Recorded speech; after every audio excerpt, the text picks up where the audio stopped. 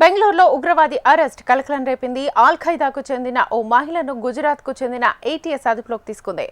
బెంగళూరులో నివాసం ఉంటున్న సమా పర్వీన్ ఆల్ ఖైదా ఉగ్రవాద సంస్థకు పనిచేస్తున్నట్లుగా ఏటీఎస్ గుర్తించింది. పక్కా సమాచారంతో ఆమెను అదుపులోకి తీసుకుని గుజరాత్ తరలిస్తున్నారు.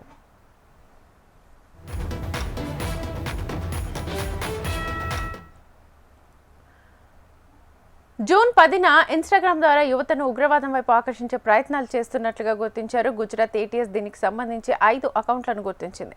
దీనిపై ఫోకస్ పెట్టిన ఏటీఎస్ ఉగ్ర కార్యకలాపాల విస్తరణను నియంత్రించడంపై ఫోకస్ పెట్టింది. ఈ నేపథ్యంలో ఈ నెల 21, 22న 4 ఉగ్రవాదులను అదుపులోకి తీసుకుంది.